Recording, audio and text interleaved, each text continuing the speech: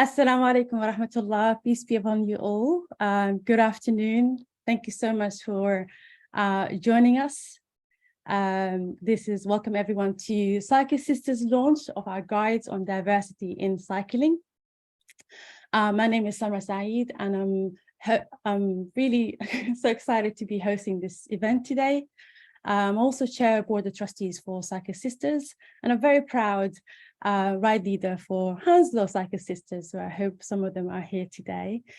I'm delighted that you're spending your lunchtime with us, so I hope you have your lunch, enjoy it, your video all off, so enjoy your lunch, and I hope this will be an amazing use of your time as well.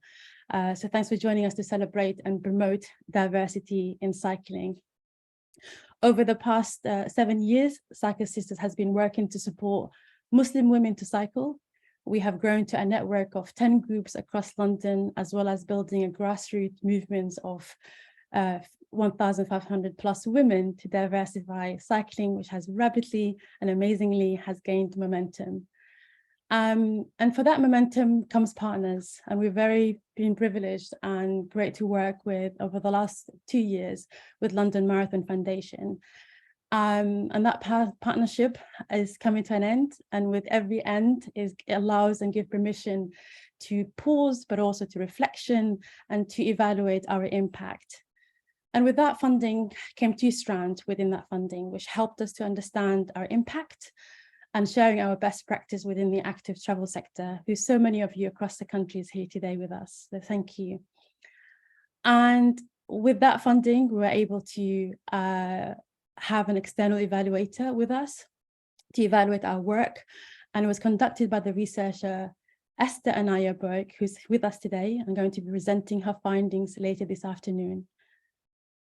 Cycle Sisters has put together an amazing, the team has been working so hard over the last few months to put together 3 cycling for diverse communities guides to share our learnings around encouraging diversity in cycling, each focusing on a different audience within the cycling, sport, and active travel sectors, which we are excited to be launching today. I'm also very aware that there are so many amazing organizations and groups and partners working in this space that we have personally as Cycle Sisters has been inspired from, we learned from, partnered with. So please be mindful that we're not presenting ourselves today as experts, but we are merely keen to share our own experiences and learnings and hope that others can take inspiration from these as well. We are privileged to be joined by an amazing, exciting panels of speakers who you'll get to hear from throughout this afternoon. Will Norman, who requires no introduction, will provide us with some initial thoughts, followed by an overview of Cycle Sisters' story from our founder, Javaid. And then we'll hear from Esther, our external evaluator, who will present her research findings into the Cycle Sisters model and outcomes. Then we'll hear from our amazing Syeda, Akther, who are Cycle Sisters volunteer ride leader, about her own experiences being a ride leader with Cycle Sisters. Then Sarah will come back to the panel to have a conversation around and introduce the guides we have been developing and what can be learned from Cycle Sisters' experience. And then Eleanor, who's from London Marathon Foundation, will then present her learning from Cycle Sisters and London Marathon Foundation partnership. And then we'll come to you with your questions, and hopefully all the panelists will be able to answer that. We should aim to finish promptly at 2:30. So please, we made this an event during lunchtime, so people can join us from whom cycling is in their day job. So please enjoy your lunch, submit your question throughout the afternoon in the Q&A section, and leave any comments and ideas in the chat. We've got 2 amazing colleagues of mine, Sab and Emma, who are moderating the Q&A section throughout the afternoon. As I mentioned earlier, this is a recording event, so we'll be able to share on our YouTube or through our all social media channels, so you can keep a copy as well and share with your colleagues who weren't able to make it today. For accessibility purposes, please switch your caption on, should you like to, should you wish to. It should be on the bottom of your Zoom. And yeah, and should we hand it over to our amazing panelists? Are you ready? Give me some applause in the chat and let me know that you're ready. So next we have Will Norman, who I'm really grateful that I was able to join us today. Will Norman has become the London's Walking Cycling Commissioner in 2016, and that is something we have in common, as Cycle Sisters started in 2016. He leads the mayor's work to make the capital streets safer for walking and cycling, enabling thousands more Londoners to choose greener, cleaner, and healthier ways of traveling around the city.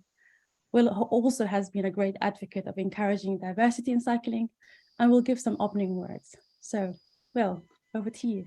Thank you so much, and thanks for the invitation. I'm so excited to be here today, and a massive congratulations to everyone at Cycle Sisters for developing these brilliant guides. I was lucky enough to have a sneak preview of some of them earlier on in the week, and they're really impressive. It's brilliant to see the work that's gone on, and it's exactly what I've written in my notes, exactly what London needs, but it's actually exactly what the country needs. And it's brilliant to see so many people from far away as Scotland, Wales, across the UK, all interested in this subject, because I think it's so important for tackling the future challenges we all face moving forward.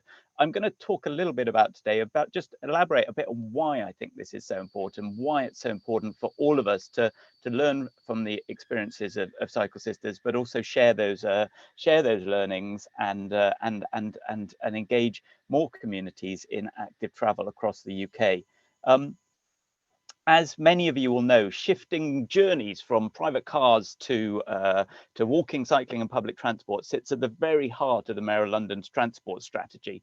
We have a health crisis that's costing the NHS billions in terms of chronic disease and obesity connected with the inactivity and the health crisis. We have a toxic air problems, and sadly 4,000 people in this city continue to die prematurely from the air that they breathe, from the toxic air. And that's not just a problem facing London, that's the UK-wide. 36,000 people die prematurely across the UK just because of the air they breathe. We have a cost of living crisis, and transport is expensive. And of course, there's climate change that is facing all of us. Shifting our journeys more of our journeys from private cars to walking, cycling, public transport is an essential part of tackling those big challenges. And in London, we're making a lot of progress. We've seen a huge expansion of our cycle network over the recent years. Since 2016, we've seen that grow from about 90 kilometers to over, well, actually this is out of date now, I think we've got about 340 kilometers of bike networks across the city. That includes 5 times more protected cycle lanes, like this one down in southeast London and in Cycleway 4. We've got Cycleway 9 being built as we speak in Hounslow. Cycleway 4 works going on, Cycleway 50. So it's quite hard, frankly, to keep track of the amount of stuff that's going on. And obviously the changes that we've seen in London include the rollout of light segregation and wands, the rapid increase in cycle lanes that came through COVID. We have over 100 low traffic neighborhoods across the city, over 500 school streets in boroughs across the capital. We've delivered with our partners in the boroughs, we've delivered thousands of bike parking spaces. Still not enough, but still thousands that are happening and more to come. Training for over 70,000 adults and children since 2016, which is free for adults and kids.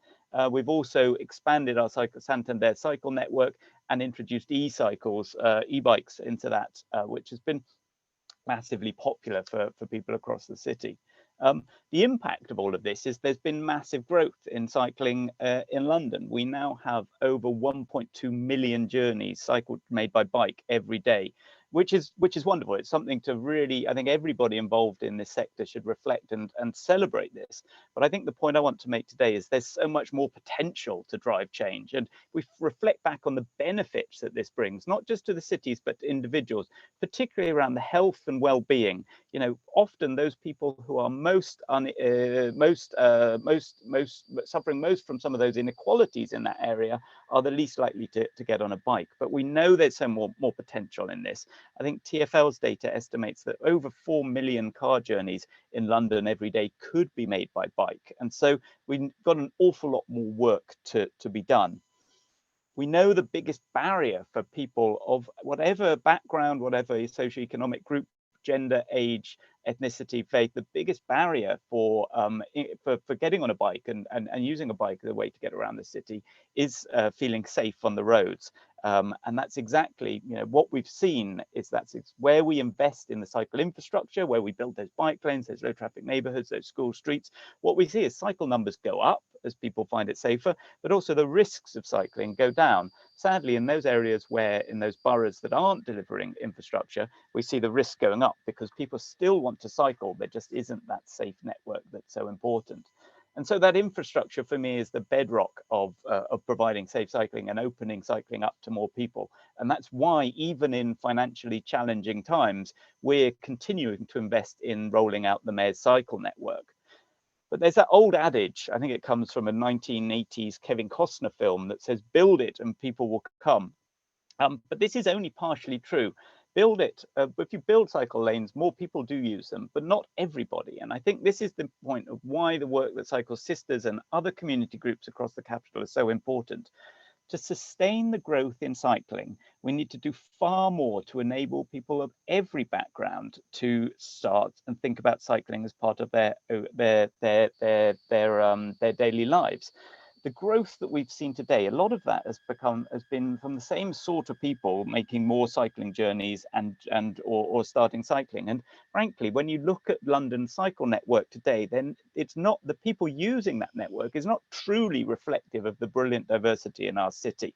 We need to do more to enable more women, more older people, people from different faiths, different people from different ethnicities, people of all abilities, people of all socioeconomic backgrounds to be thinking, actually, cycling is something that is for me, and it's something that I want to build into my everyday life. Now, as I said, building the infrastructure is part of that, but there's much more we can do. And the reason, we're taking this exceptionally seriously. We've just launched a new cycling action plan, which puts diversifying cycling at the very center of our strategy moving forward over the next 5 years. There's clearly a lot that we need to do across the board, but I want to focus today on just the importance of community groups and why they are so essential in driving this change, and to recognize that Cycle Sisters over the last 8 years has been at the forefront of this change. The success that we've seen both in where Cycle Sisters started, but now across the different boroughs is absolutely inspiring. And by creating those role models in communities, it's amazing to see how infectious the joy is that people get from attending sessions and participating and being part of this community. I don't think there's any greater testament to the success than just hearing from some of the new cyclists talk about how they feel, how much they enjoy it, how it's changing their lives. And for me, we do Ride London, which is a big cycling event every year. Seeing so many of the Cycling Sisters participating in that and celebrating the achievement in that event really brought home to me why it's so important. Now, the work that Cycle Sisters does, which I know we're going to hear more about today, I've always argued that some small community groups are by far and away the best placed organizations to engage their own communities. Having someone from your own social network driving change is evidence to change virtually every type of behavior, improve social policy outcomes. So having a core group of people within a community saying, actually, this is something we can all take part in and train and engage others is the way to drive change. And what I'm so excited about today in the launch of these materials is the replication, the potential to replicate the successful approach that Cycle Sisters has taken in one part of London into other parts of London, into other communities. Everybody has something to learn from this success, both in London and further across the UK. So these guides are not just important in terms of promoting this within the Muslim community or on a gender basis. I feel that everybody who's working with different communities across the UK can benefit from this in terms of understanding how and how to successfully engage new communities.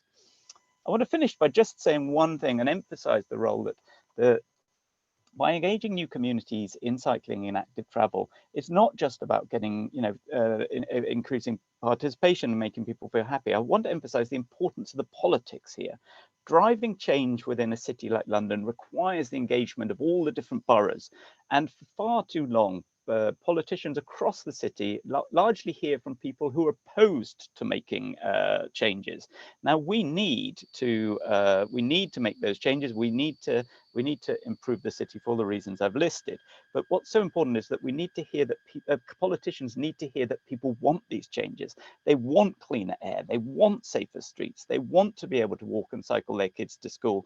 They want to be able to go out and cycle with family and friends. And as I said, all too often, politicians hear from the people who don't want those changes. So my plea to everybody on the call and participating in this webinar today is that, that engage communities, bring people to this and celebrate the cycling, celebrate the successes, but make sure that you are raising your voice and asking for the changes that need to happen on the streets, because it's only with that momentum that we can continue to build on this success.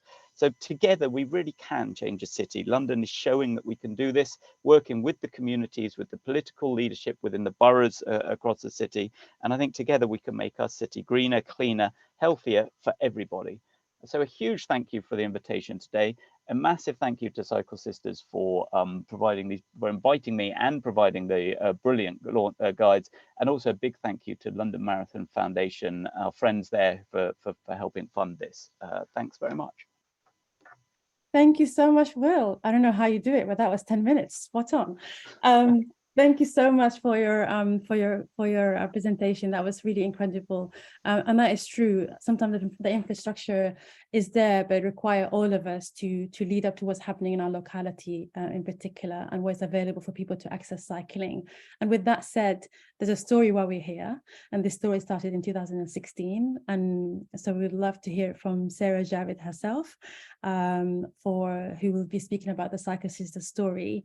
Sarah founded Cycle Sisters back in 2016 when she set up the first cycle group in Waltham Forest.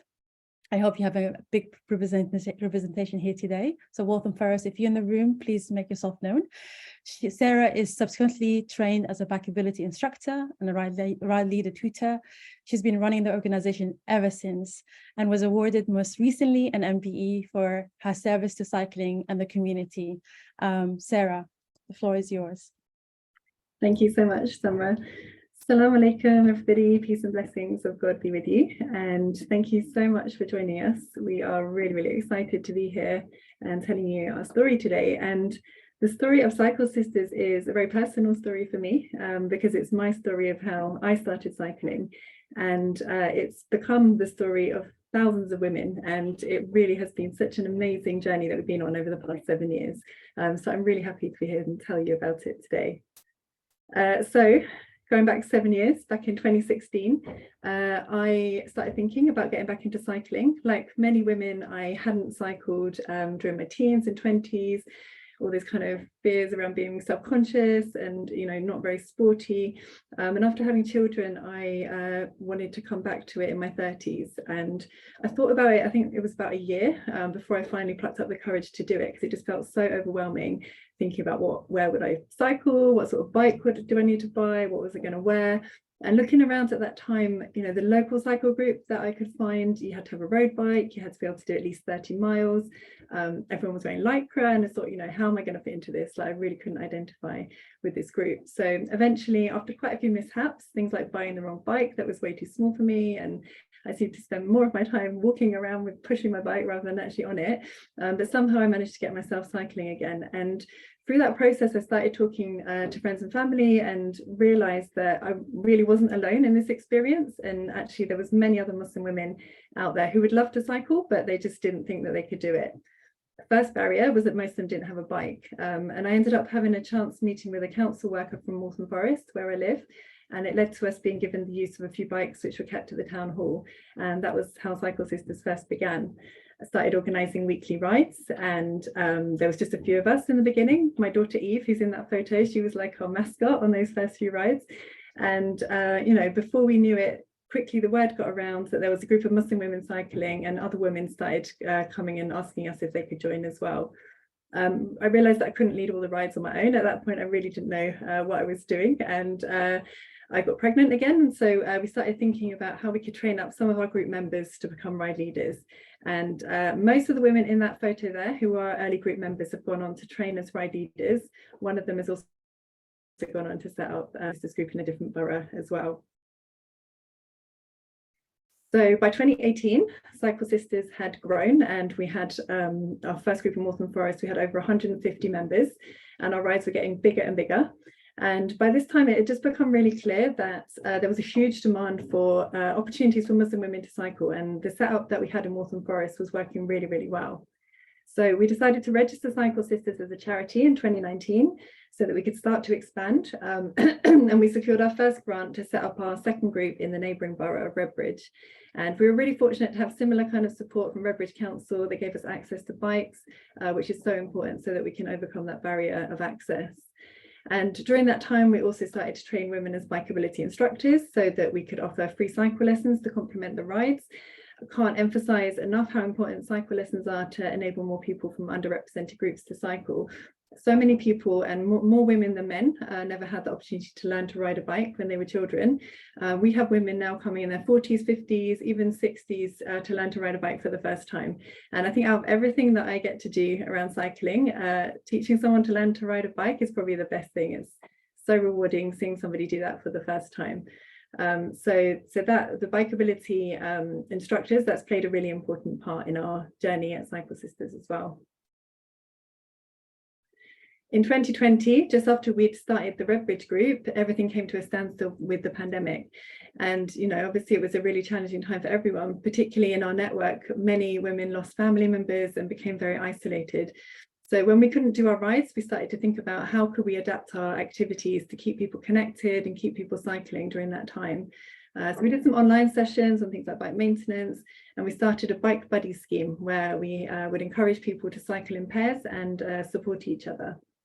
We also started our first Miles and Miles challenge, which is a 1 month challenge to set a personal miles target and do as many miles as you can during the month of February. The first time we did it, it was during a lockdown, and it was so successful that we've run it as an annual challenge every year since. This most recent year, we had over 170 women taking part, and they collectively cycled 28,000 miles in just 4 weeks.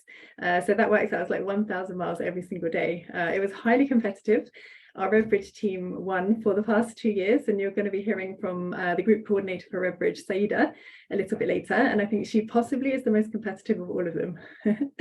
And you know, during that time, during the pandemic, one of the positive things that came out of it was cycling being seen, you know, that sort of interest in cycling and people starting to take it up and come back to it. And we had so many requests from women about could we come and start up a new group in their borough. So we started the process in five London boroughs during those few years. By 2021, we had rapidly expanded from 1 group to 7. So we needed to slow down a little bit and just start consolidating. And at that time, we were really fortunate to be introduced to the London Marathon Foundation and started a 2-year partnership together, which enabled us to do a bit more expansion into some more boroughs, but most importantly, starting to build our internal capacity. We were supported to put in place software so that we could do the ride bookings. We developed our ride leader training program, our volunteer resources, and we've become a much stronger organisation as a result of this partnership. At this time as well, we also started to realise the importance of Muslim women being represented in cycling more widely. So not just out there on our bikes on the streets, but also in the media, in events, so that our voices and our experiences can be heard within the cycling world. We also started a program for teen Muslim girls aged between 13 and 17. Like many of us experienced ourselves, it's a difficult time to be active during the teen years. So we wanted to put something in place for that age group, and that program is now expanded to 3 boroughs, and we're hoping to roll it out across all our boroughs in the future. By 2022, we had a lot of women who've been cycling with us for quite a long time, and they wanted to start thinking about how they could take it to the next level. And the road club scene still felt or feels like quite an inaccessible space. So things like minimum speeds and the lycra and, you know, all of that. So we decided to start up a new road cycling club to offer longer and faster rides so that we could support women to be able to train for sportives like Ride London and other events as well.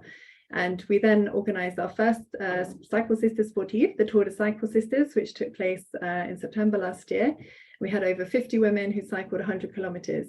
And for many of the women who took part in this and Ride London, this is the first time they've ever had the opportunity to do something like this. So it's about trying to create those kind of accessible entry-level opportunities for people to come in an environment where they feel comfortable. And the Road Club is really important to us because we want to see representation of Muslim women at all levels of cycling. So recreational rides, active travel, competitive racing, and everything in between. This is where the Road Club comes in terms of trying to make this part of cycling more accessible and more inclusive. So 7 years on, we've come a very long way from those first initial rides in Waltham Forest where we just had a couple of people. We're now present in 10 boroughs across London, as well as our London-wide road cycling club. We have more than 1,500 women who are part of our network.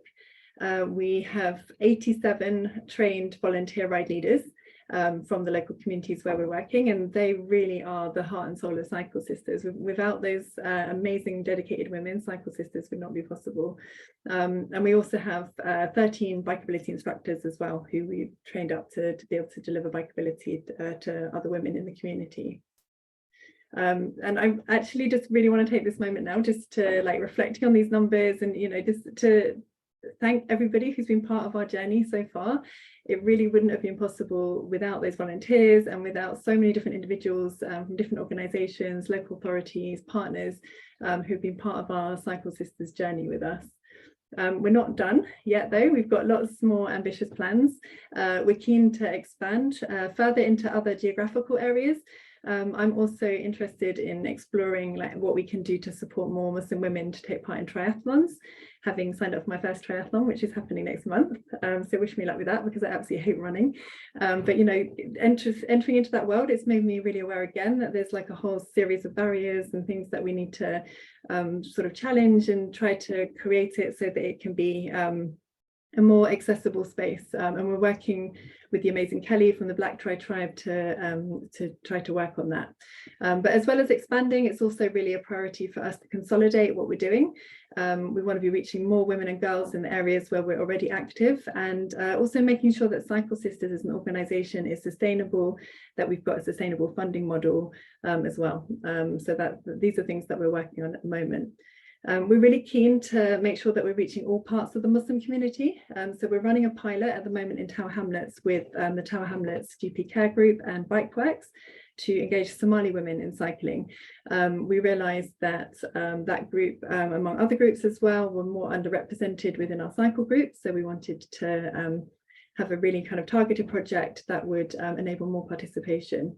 That project's been really successful, and we've recently trained 3 Somali women to be ride leaders for our rides, and we hope to be able to replicate this in other boroughs as well. We also think that there's a lot more work that we need to do around challenging the stereotypes around cycling and increasing representation of Muslim women. As I said, not just out on our bikes, but at all levels of cycling, sportives, races, working with cycling brands, having paid roles within the cycling industry like mechanics, instructors, but also importantly being part of decision-making processes as well. So around upcoming cycling strategies, infrastructure spending and design, budget spending, it's really important that we're represented throughout the whole cycling industry. So to end, I'm just going to share this infographic which summarises our Cycle Sisters model. So these are the key ingredients that has made Cycle Sisters successful in engaging large numbers of Muslim women to cycle. So the first thing is that we have a very clear Muslim identity, and it means that we've tailored our activities and the whole design of our groups and our rides to be able to meet the needs of Muslim women, so that they can feel comfortable and confident to participate without having to compromise values.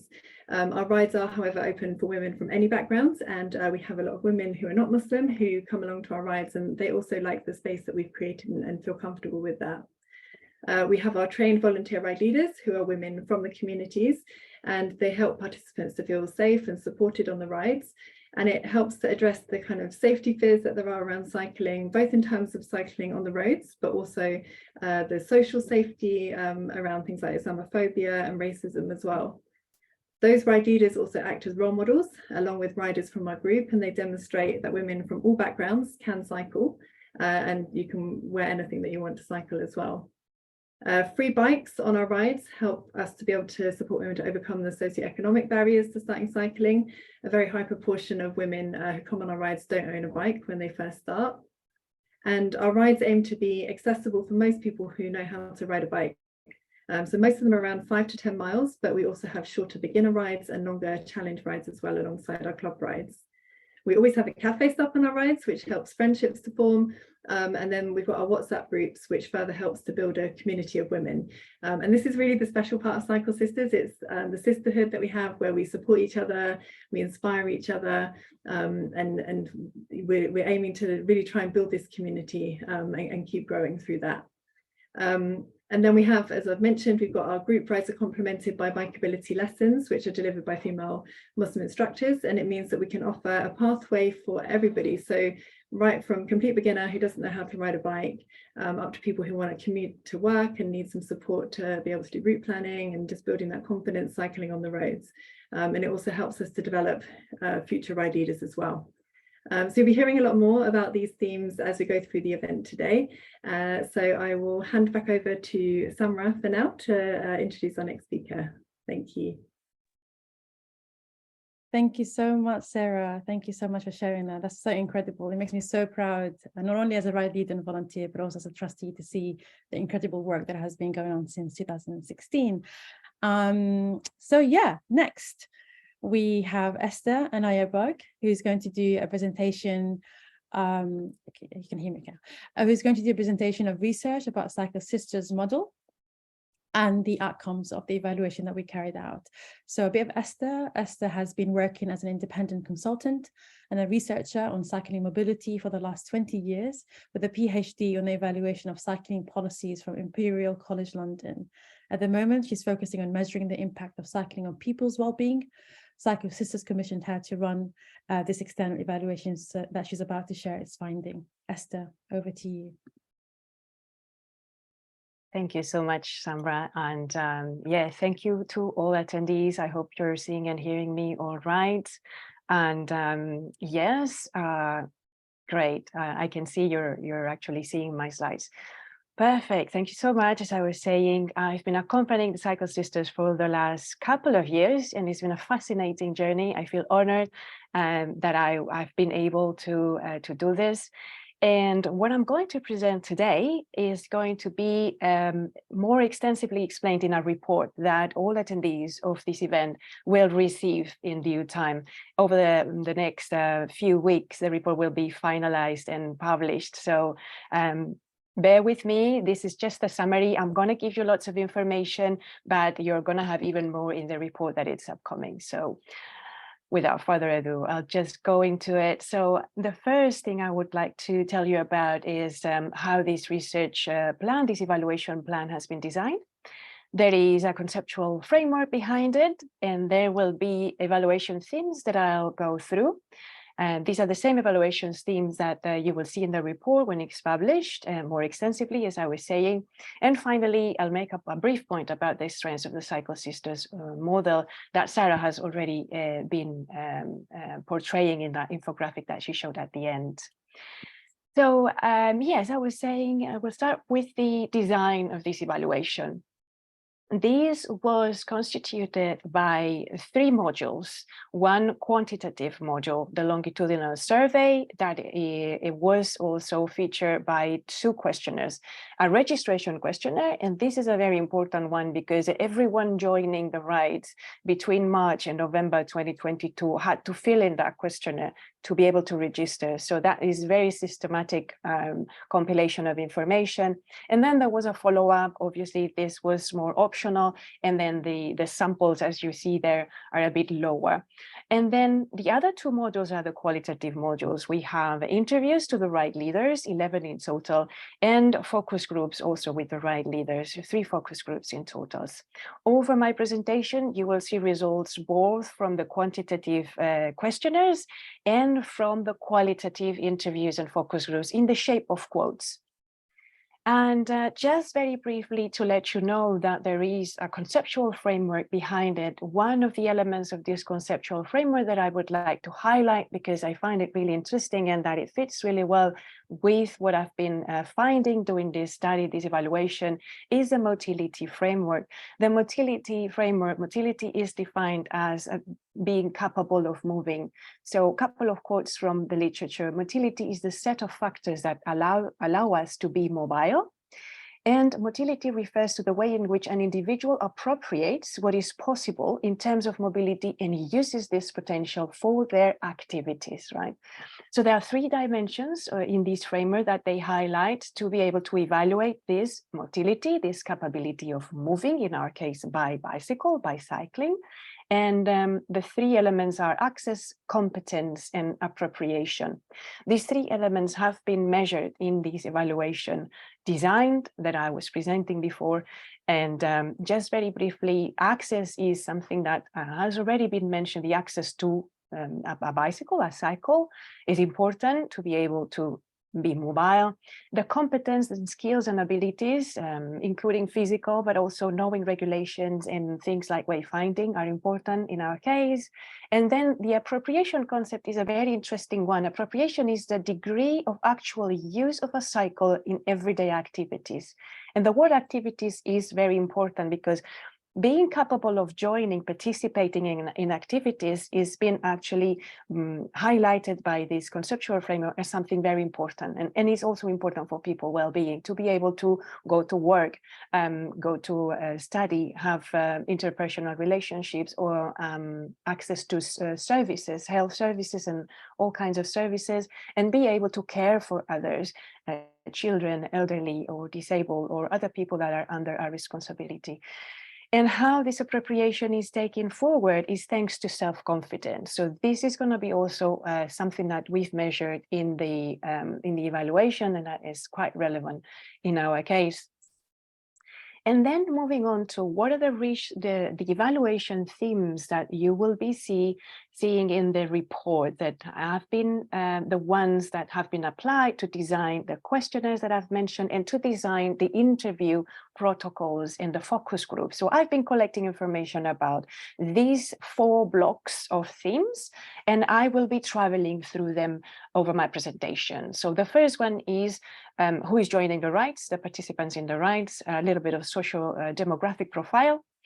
This concept of activity participation, so the access to cycling and the competence aspect of it, and also physical activity levels, frequency of cycling, and again, the well-being impact that is actually one of the main goals of doing this evaluation, and is measured through 3 main elements: self-efficacy, which is how capable people feel of cycling, life satisfaction, and isolation.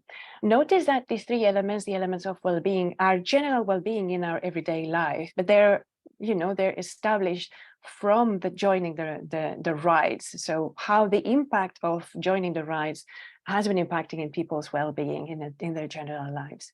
And then finally, there's more of and after joining the Cycle Sisters rides, how things change in terms of their perception of safety, of inspiring others to cycle, reach new places, etc. And this is more for the afterwards evaluation. So the impact evaluation, that's how we call it. So it's only done in the last questionnaire. So yeah, let's go into it. And the first block is ride participants. And as you know, this is a women-only group. I'll just introduce briefly this quote because it's quite illustrative. Because we're a women's-only group, we feel more comfortable with what we're wearing. Because if we had males in the group, then you're thinking, is he looking at my bottom right now? So this comes from an interview. And another aspect of the profile is the age, and we have a really nice spread of ages. This is not what happens in many other projects of this kind. So I think Cycle Sisters have done really well in being welcoming and attracting all kinds of different ranges in terms of age. And there is a beautiful intermix of intergender relationships within the rights. And I would like to highlight the older ages that the women particularly benefit of being able to join the rights. So there's this quote: obviously, the family will always come first, But these older women, are now juggling their lives around fitting cycling in, which is really, really good. And the grandchildren are now looking up and thinking, my nanny, she cycles. You know, so it's really good in that way. So this is another quote from the focus groups with the right leaders. And then also very quickly, in terms of faith and ethnicity, we have a majority of Muslim women, but it's consistently found across my interviews that people feel really comfortable when they're not part of the faith, of the Muslim faith. So it's open to any faith and no faith women, and they do feel comfortable and welcome, and they feel they belong to these rights as well. And also, as Sarah was saying, there is a majority of Asian ethnic group, but there are projects also already tackling these outreach so that other Muslim women groups can also access the rights. And in terms of who's joining the rights in household income, and this is a very important aspect of the Cycle Sisters rights. And we see here the majority is lower income women, lower income communities that are, as we know, exposed to higher health risks in terms of physical and mental health. So therefore, this population group is the one that can benefit the most of programs like the Cycle Sisters rights that will make a positive impact in these areas. And then moving into activity participation, the first aspect of this participation, being able to access to a bicycle, is a really important aspect for women, not only to join the rides, but also to do cycling in their everyday lives. And the change was quite impressive. So from 38% in the registration first timers, so women that are joining the cycle rides for the first time, they say they only 38% have access to a privately owned cycle in working order. And that working order aspect is really interesting, as I will say in a minute. And then that turns into a 65 when we're doing the follow-up questionnaire. So many of them are then being able to access to our bicycle. And as I was saying, working order is interesting because the orange part, that means that people had access to a bicycle in not working order, and when they joined for the first time, over time, that almost disappears. So they're managing to upgrade their bicycles, repair their bicycles, and be able to use them. So this is a crucial point in the Cycle Sisters model, to have access and provide access to cycles to women who want to use them for the rides and for their everyday mobility. And then another aspect is this perception of cycling competence, the skills. So the question was, what is your current cycling level? And also it's dramatic how it increases over time for people who keep joining the rides. So as you can see in this graph, and also the data is telling us that it's both about training, so be able to access to this bikeability training that Sarah was mentioning is very important, and also the practice, have a space, regular space if possible. So the joining the cycle rides regularly is one of an example for that, to be able to practice regularly, and then that increases their perception of competence. Another aspect is the frequency of cycling, again, how much people are cycling, and these again doubles in relation to first timers and the follow-up. So yeah, again, for people who are cycling more than once a week, this, as I was saying, doubles. One of the main aspects of being able to increase the frequency of cycling is obviously feeling safe. So then women try to keep themselves safe by practicing cycling in the parks, in protected and safe spaces, or following the same routes that they've already done in the ride, so they're already familiar with and they feel confident doing.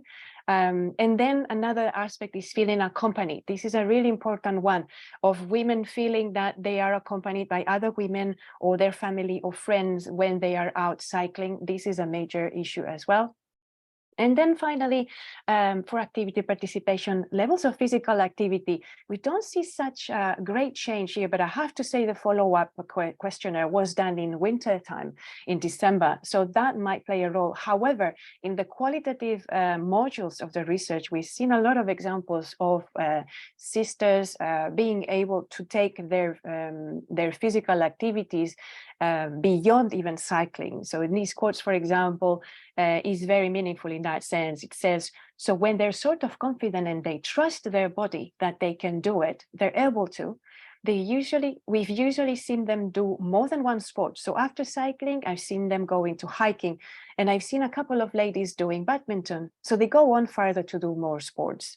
So this is also a very relevant issue, like being confident in their body, doing exercise is something that they can take forward in another aspects of their lives. And then we're moving into well-being, and the first aspect of the impact on well-being is this self-efficacy. Self-efficacy is similar to self-confidence.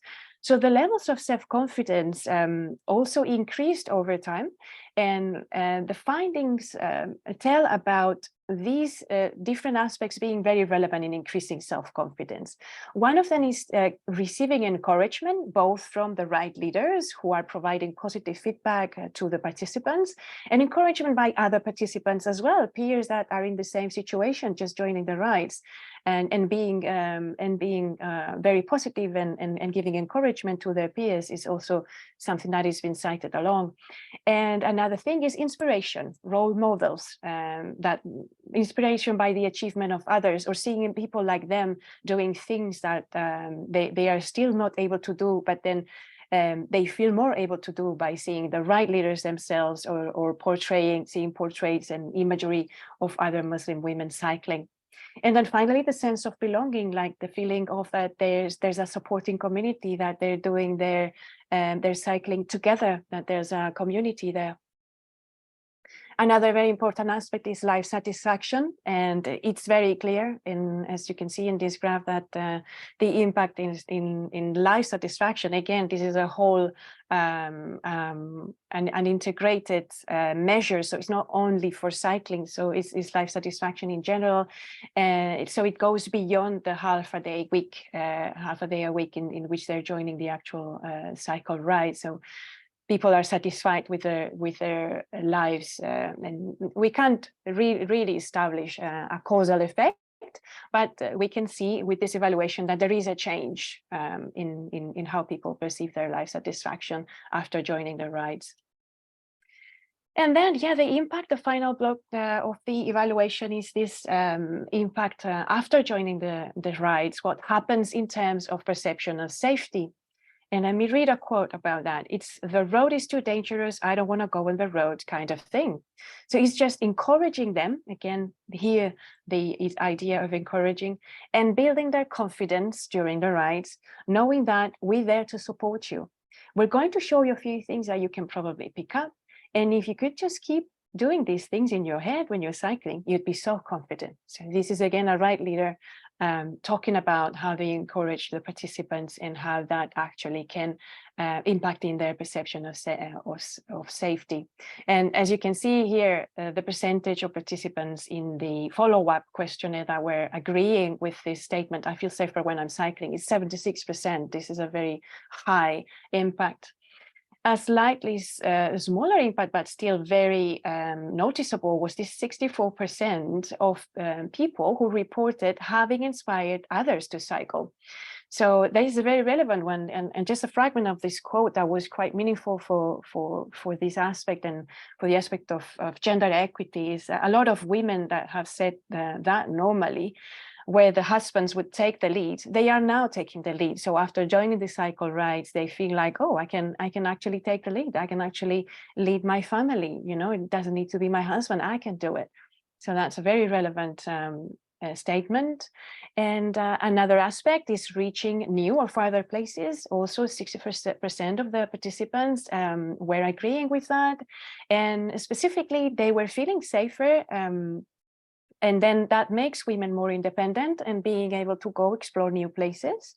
Also, something that came up is wayfinding can be challenging. Not everyone is very skillful in following the wayfinding cues or from a map or from an app. So having help and having support and access to better apps for that, and having access to the routes, as I was saying, this is something that is quite beneficial for women. And then the value of discovering new places in the neighborhood. Within the rides, they visit cafes and parks, but also be able to do it in their time, and then, you know, feel that they know their neighborhood better and they belong more to their neighborhood. This sense of belonging is also very important. finally, improvement of social life in general, again, something that was the participants were agreeing with that. And let me just read this quote. We might have a good time cycling, but if we don't like the people we're cycling with, are we going to come back? If we haven't made a friend, are we going to come back? We're going to try and find something else to go and cycle or join another week. So it's a combination. So this idea that the rides are a combination between the cycling, so the physical activity or the sport, and also the social contact is very meaningful as well. And then finally, the strengths of the Cycle Sisters model, as Sarah was saying, from my view, what came up was the knowledge that the Cycle Sisters have about the needs of Muslim women and other women in their local communities is a very important strength. And also the commitment to diversity and inclusion that Sarah was also reporting, and with the example of the Somali Women Project, for example, and knowledge about how to run a charitable organization. Both Sarah, Emma, and the board of trustees, they all very knowledgeable, and they bring that into this specific project of the Cycle Sisters that can be you can really feel it, you can really understand it when you see what they're doing and the impact of what they're doing. And also having an incredibly, I have no words for how motivated and committed the team of volunteers are.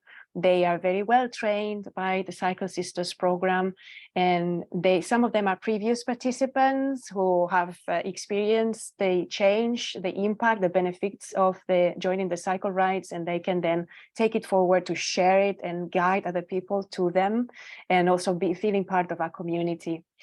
Then getting resources like logistics and collaborations and funding, it's a very important strength as well, having the bicycles, somewhere to store the bicycles that are used for the ride. So there are many, many details in there that are really important, and they're really well taken care of in this project.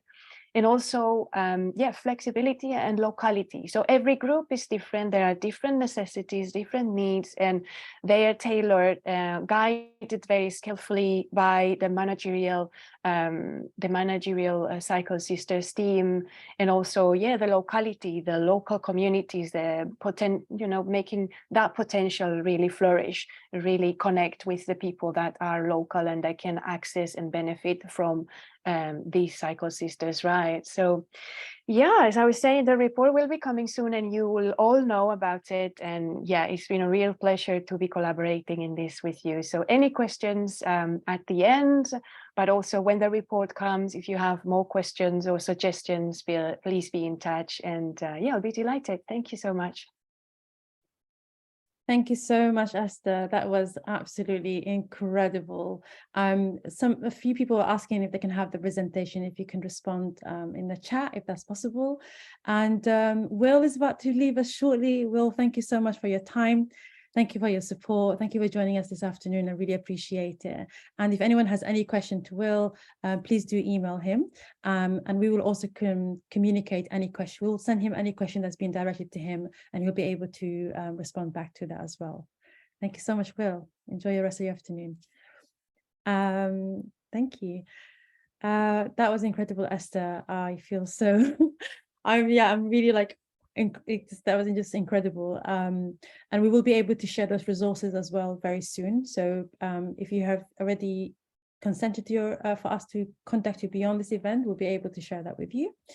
And next we have up Syeda Akther, who's going to share her journey as Cycle Sisters ride leader. I know some of you had so many questions about our ride leader and training, so this will be your opportunity to hear some of that. So Syeda has joined Cycle Sisters in February 2020 when we set up as a Red Bridge group. She quickly progressed to training as a ride leader and also helped us set up the NEWM group in 2021. She's currently a Red Bridge group coordinator and a ride leader, and has dedicated considerable volunteer hours. And I really mean it, guys. She's a very dedicated volunteer, and we're very grateful to her for leading rides and wrecking routes and coordinating the group. And in 2021, she was recognized as the community champion in Cycling UK's 100 Women in Cycling, nominated for the inspiration and support she gives to other sisters. Without further ado, Syeda, the floor is yours. Assalamu alaikum, everyone. I hope you can hear me. Good afternoon. I'm super excited to be here. Thank you so much for inviting me. So I guess I am what you call the effect of Cycle Sisters. So you've heard amazing story about how Cycle Sisters came into being and the journey they've taken, and I'm the resulting outcome at the other end. And as you've heard from Samra, I am actually a ride leader for Redbridge. I'm a Redbridge coordinator as well. And I guess like many of you, I wear many hats. I'm a mother, I'm a carer, and I'm self-employed. But just a little bit of a background in terms of my cycling journey. So my very first experience of cycling was when I was a young child, I guess about 10 or 11. My brothers shared a bike. So when we were living in Tower Hamlets, my brothers were bought a brand new bike and they were riding. And I thought, actually, do you know what? I'd like to try that. I gave it a go in the local park. And I thought, this is amazing, it's fun. So I actually learned to pedal. I didn't actually learn to cycle, I learned to balance on the bike.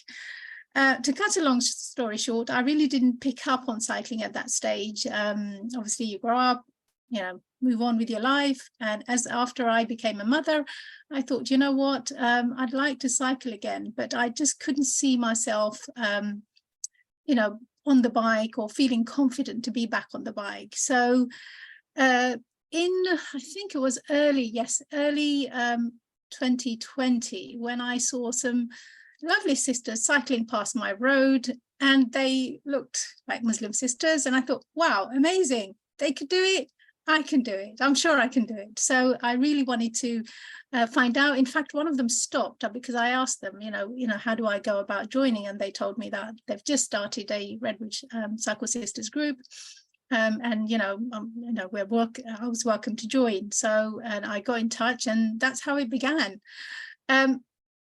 Just to put some things in context. So if we are thinking about cycling, and especially with being a Muslim woman, in terms of barriers and challenges, that actually shifts and changes over time in the cycling journey.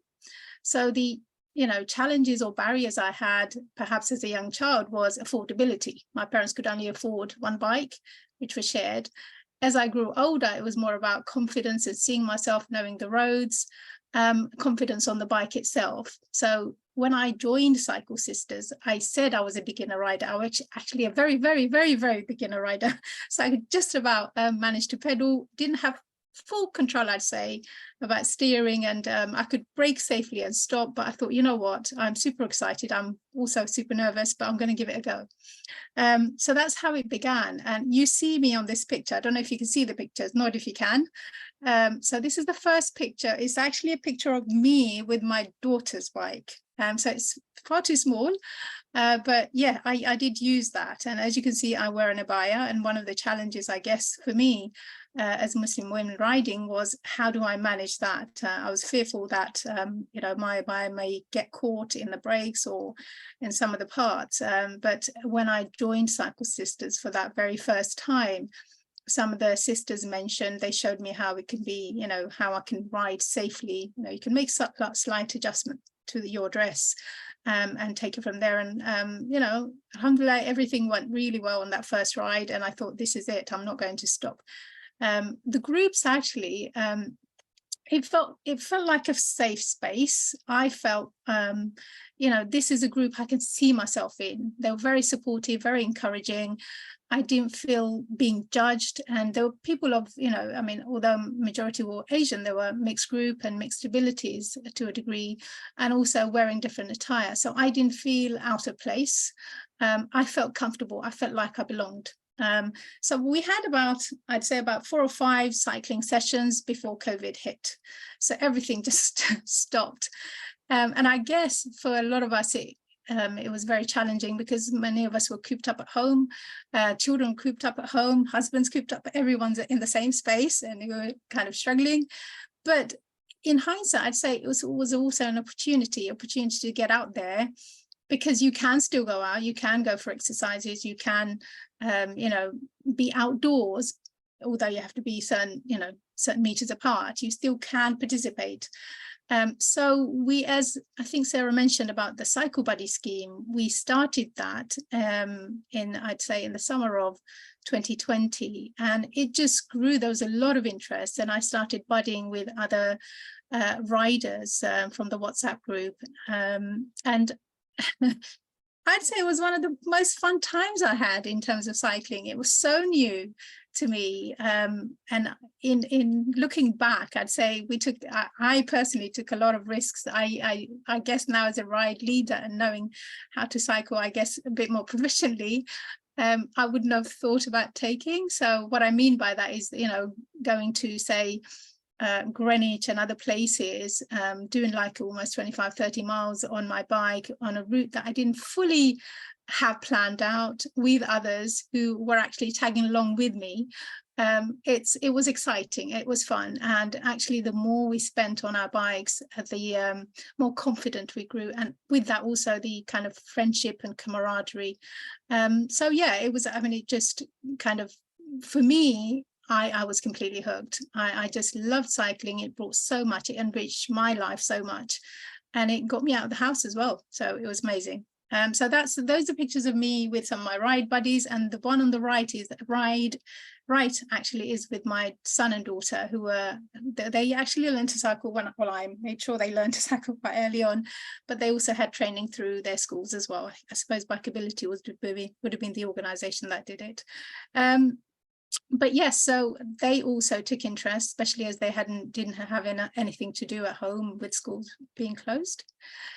So moving on, this is us. This is, I guess, the Redbridge Cycle Sisters. When the summer was over, I think Sarah had approached me about becoming a ride leader, and I said yes. If you think that's something that would be good, I'd be good at, why not? And I also felt like I wanted to give back, and by that time I'd say I'd grown quite a lot in terms of confidence on the road, on the bike, and also leading others, that actually it felt the next step in cycling for me. And Redbridge as a group has mushroomed. We have 281 members at present. It just grew and grew and grew and grew. And I think through word of mouth, through seeing other sisters riding, a lot of other people saw us and wanted to join in, or they saw us and they wanted their female members to join us, would stop us on the road and ask questions about us. So it was really good. The visibility and the presence, I think, is really important, for women or the community to see us riding and to see us riding safely. I think it's a great thing, and it does such for women's confidence and women's mental health. I'm just one voice of many voices, and I'm sure you'll hear and or have heard about inspiring stories from other cycle sisters or other Muslim women riders. So yes, this is us. I think that one is somewhere in Waltham Forest, maybe the Hollow Ponds, and that one I think in front of Belgiques in Wanstead. So yes, enjoying a coffee there.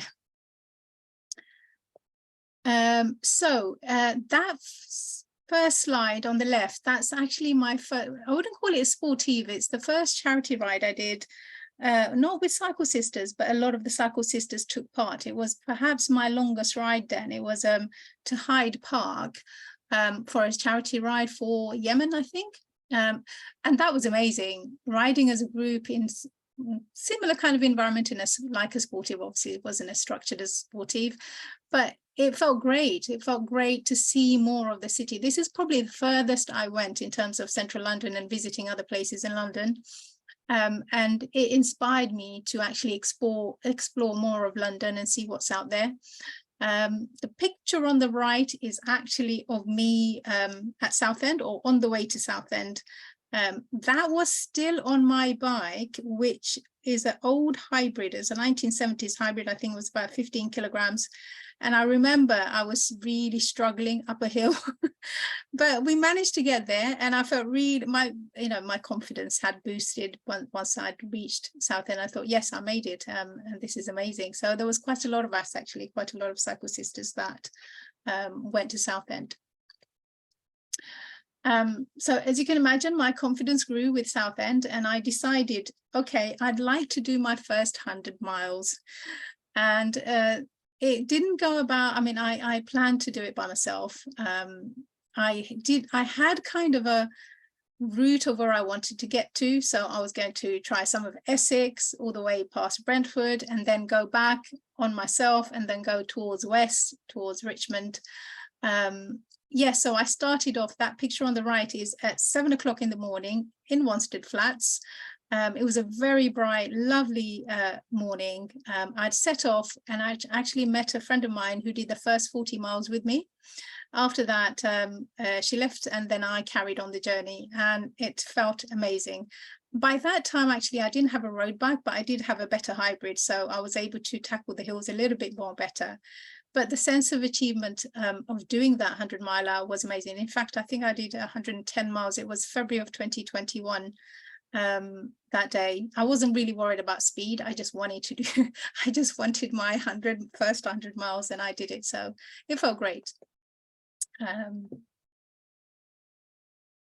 Okay, so what I call the game changer. So this was my first road bike. It's actually an entry-level road bike, but I'm super proud of it. I called him the Emerald Badshah, which means Emerald King. So I give my bikes names as well. So this is the Emerald King. I love it. It's a game changer because actually up on the hills, I was a much stronger rider. I mean, I could get up them. Although I wasn't still the greatest at climbing hills, it made it so much easier. And I thought of all the possibilities for me on a road bike and what I could do with it.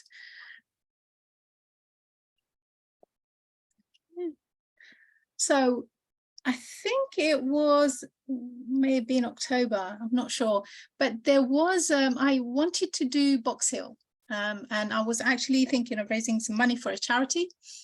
And I thought, you know what, since I've got my road bike now, I'd like to try Box Hill. I had route planned myself. This was the first long ride that I was route planning myself from the beginning to the end. And I actually asked a friend of mine, a cycling buddy, and said, would you like to come with me?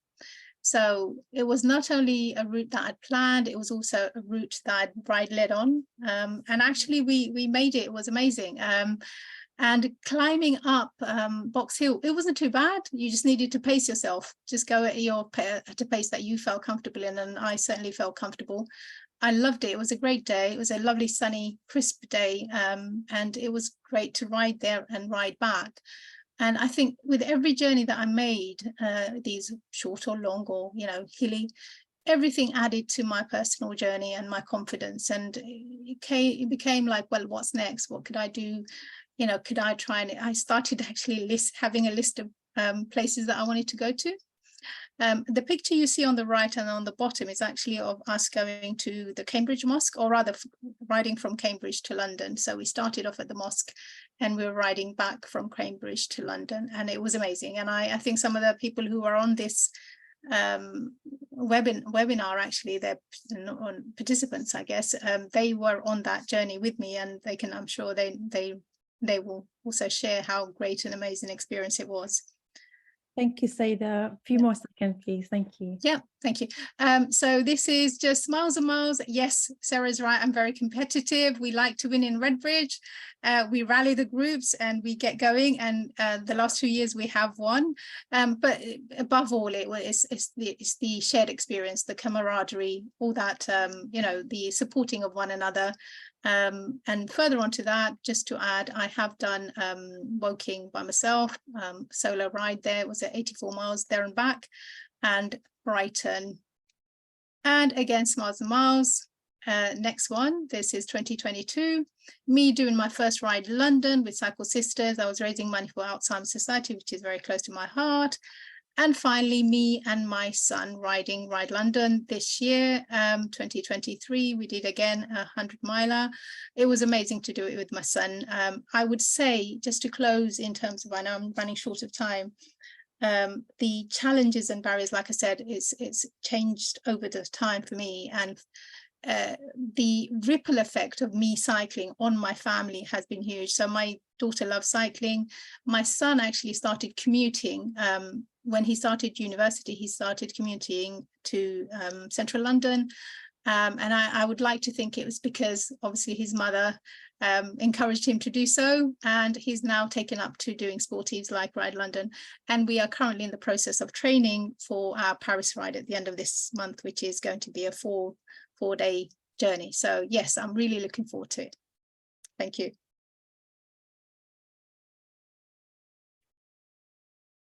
Thank you so much, Syeda. Thank you. That's incredible.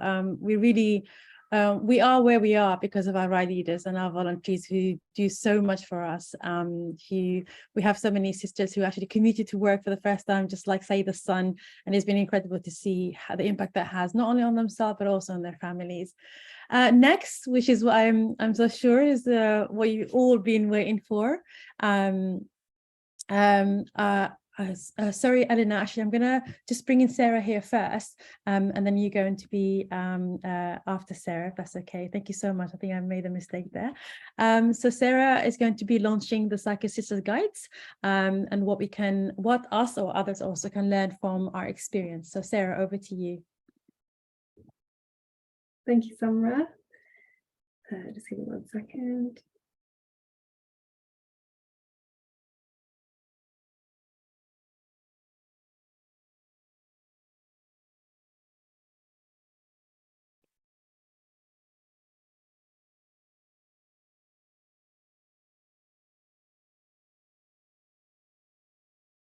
Oh, I'm ahead a little bit. Right, so there we go.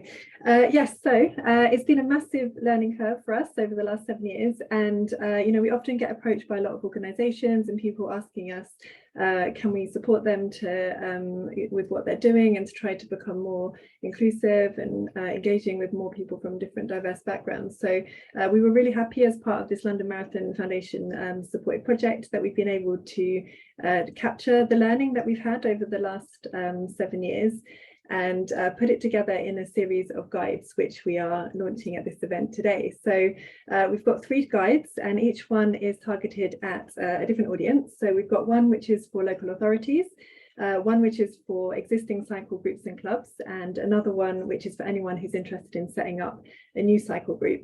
And it's very much based on our experience working with Muslim women in London, but I think there is a lot that can potentially be replicated both in other geographical areas, but also with different communities as well. And as Samra mentioned, you know, there really are so many other groups out there who are experts in their own communities, people who have got a lot of experience and expertise in this area. Many of you are on the call with us today, and we've tried to share as many of those resources and organizations as we can at the back of our guides as well, so that you can also connect up with other groups. So these guides tell our story, and we hope they can be useful for you. We are still very much learning, and we'd very much appreciate any feedback and suggestions and ideas that you have as well. So all of the guides are very practical, and it's sort of like step by steps. What are the things that you can do to help make cycling more accessible and more inclusive?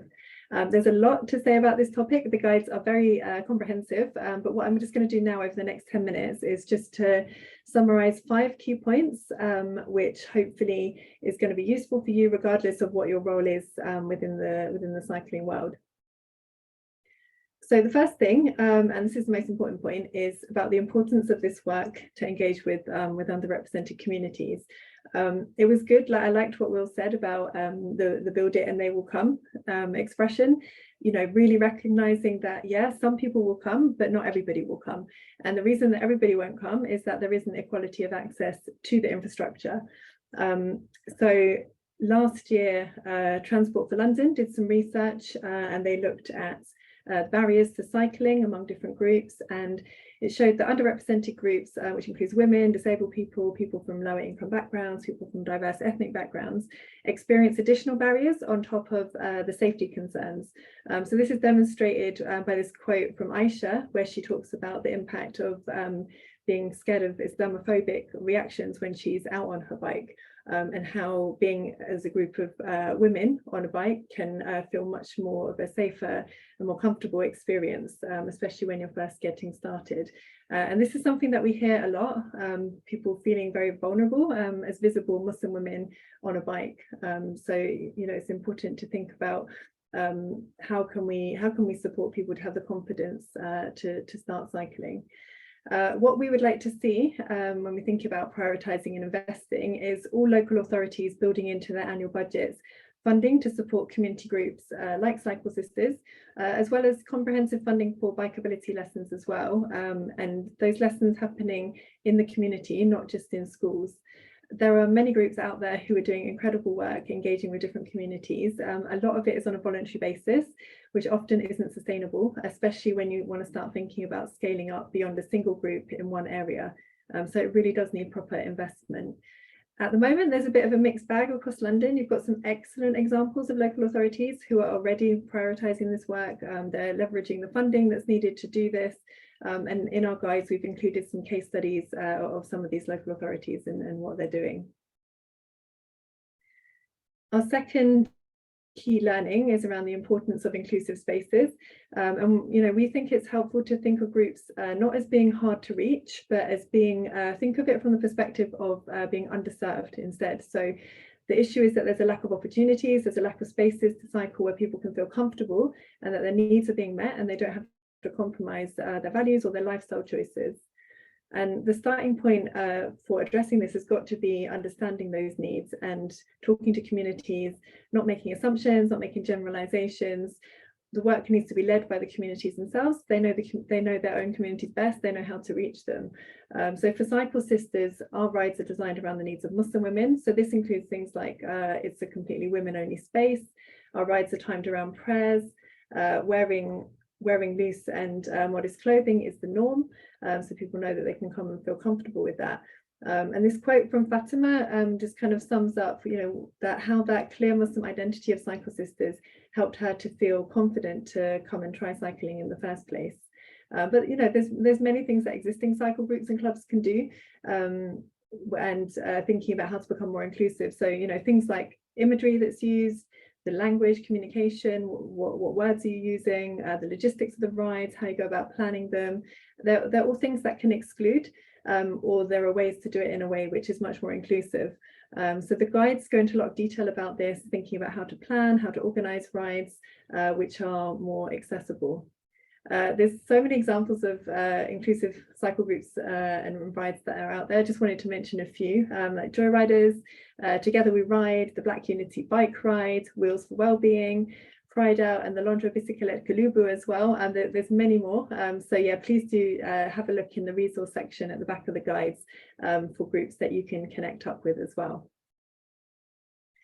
The third thing is the importance of addressing the practical barriers. So Esther talked about this in her presentation. Most of the women, when they're joining Cycle Sisters, they don't have a bike. At the beginning, you don't know if you're going to even like cycling. You know, you're not ready to make a big decision to invest in a bike, and you know, it's expensive, the equipment that you need to get started with cycling. Storage, maintenance, lack of skills around that are also issues as well. In many of the boroughs where we're operating, we've got a partnership with the local authorities. They have a pool of bikes and they give us access to be able to use for our rides. And after having the opportunity to try a bike on our rides, many of our participants go on to borrow a bike. In the research that Esther did, just over an 8-month period, it showed that there was a 27% increase in bike ownership. You know, and if that was tracked over more time, then I'm sure that that figure would be much higher. The quote from Wassam shows how this works. You know, coming along, having the chance to try it, getting advice and support around what sort of bike to buy, because it feels very confusing. You know, there's a lot of choices. Having the confidence to even go into a bike shop as well is a big thing as well, potentially being able to go with somebody else, and then starting to think about cycling independently outside of the Cycle Sisters rides as well. So what we would like to see is all local authorities having a cycling hub in a local park or another accessible space with a pool of bikes. It could be something like 10 to 15 bikes. The local authority to be responsible for ensuring and maintaining them and giving access for community groups and cycle instructors to use. We also need schemes for residents to try, hire and buy affordable bikes as well. And these things together will make a really big difference in opening up cycling for more people. And again, just to come back to the importance of bikeability, skills and confidence is a really big barrier. As we've mentioned, there's many adult complete beginners. Even if people know about cycle lessons, they may not feel confident to book a lesson. So having instructors from different backgrounds who can act as ambassadors in communities and role models makes a really big difference. Where we are operating in Waltham Forest, just as one example, just over the past few years, we've had over 700 women requesting cycle lessons, and we've got a team of 4 or 5 Muslim instructors who are based there. So we would like to see a recruitment drive for more instructors from diverse backgrounds. We'd like to see more subsidised opportunities to do the training itself because it's expensive. We also want to see better rates of pay for instructors and working conditions as well for instructors, and more funding for adult bikeability lessons as well. The fourth lesson and kind of key thing to think about that we've learned is around the importance of representation and visibility. You know, we often hear that one of the key reasons that people don't cycle is because they just didn't see anyone who looked like them on a bike and just didn't feel that cycling was something for them. So it's really important that we challenge these stereotypes around cycling and find ways to increase visibility of different groups. And that could be in images that are used to promote cycling or selling cycling products, events, panels in the media, and paid roles within the cycle industry as well. This is something that cycle systems always tried to do alongside our rides, because we know how important it is for people to have role models. And our ride leaders are role models, instructors, group members, and they all inspire people when they're out on their bikes.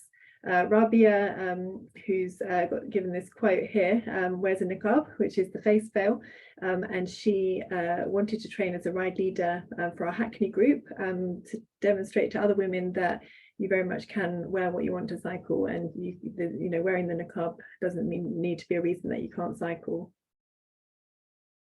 An example of a project that we've done on this agenda is working with Sustrans. So we've done we trained 10 volunteer ride leaders as media spokespeople, and we've then found opportunities for them to represent Cycle Sisters at different events and to make videos about their cycling journeys and that kind of thing as well. And we're just, you know, we're really aware that Muslim women are very diverse. There's no such thing as like one type of Muslim woman. So we've always tried to have a range of different women who represent us. And finally, our last lesson is the importance of working together. So many of the examples that you've heard about today, you can see how it involved us working with other organisations and partners, and like really our story at Cycle Sisters would not have been possible without the support and collaboration of so many different people. And if we want to see real change in cycling becoming more inclusive, then we need to see more of these partnerships. One example that I want to give is our partnership with the London Marathon Foundation and working together on Ride London.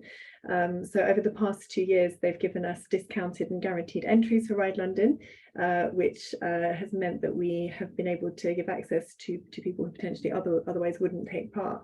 And it really helps to challenge stereotypes around cycling, stereotypes around Muslim women as well. I really love this photo of Shamsia. She's wearing an abaya, so the full-length Islamic dress, alongside a group of men wearing lycra, you know, and cycling can definitely accommodate both. So she said in her quote how empowering she found this to be able to participate just as herself and not having to change anything, and then thinking about what other challenges and things she can go on to do as well. This year we had over 110 Cycle Sisters taking part in Ride London, and so many people have commented to us how everywhere they went on Ride London there was another Cycle Sister, and they kept spotting them everywhere. So we're looking forward to taking part again next year and having even more women taking part.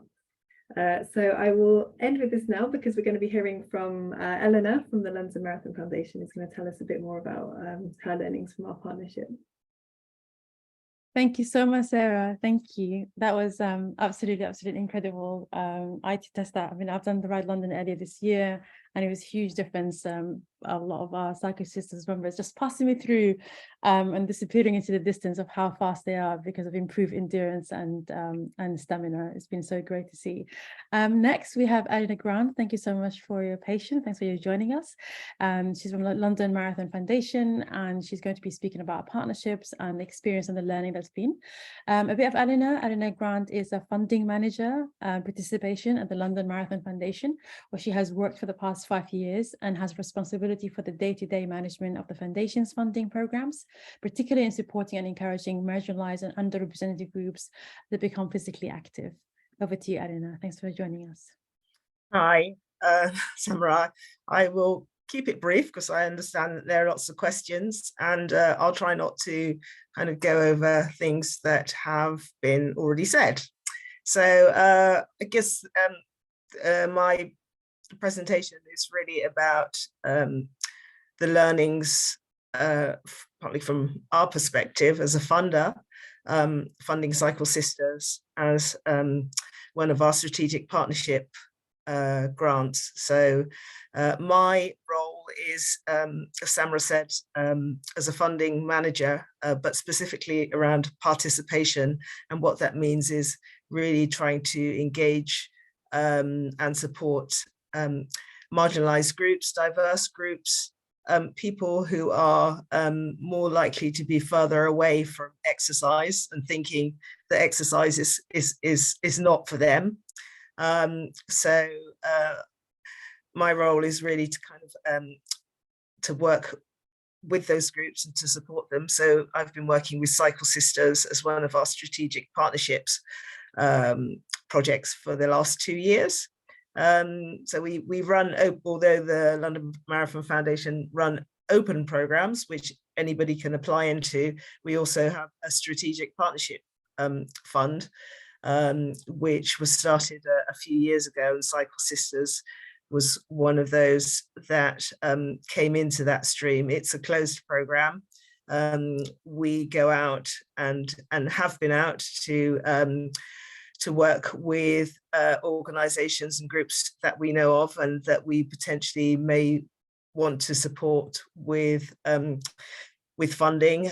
Cycle Sisters, I think, came through the London Marathon Events, which is the company that coordinates all of our events, including London Marathon and the Ride London Essex. But essentially the charity arm for which I work owns the events company. So that's the link we have there. So yeah, I mean, it was very much a kind of learning process for us. Cycle Sisters, as said, had already started by the time our funding came on stream, which was in 2021. And the funding was really specific around sort of setting up for new ride groups, but also developing infrastructure to enable those things to happen. So and that was really important, and also kind of highlighting and raising the profile through social media of Muslim women in cycling, and also the events that the rides that Cycle Sisters were putting on, as well as events. So I would say that for us as funders, the learning and the investment of 2 years of funding was really about helping enable and build infrastructure. I mean, Sarah alluded to it about capacity.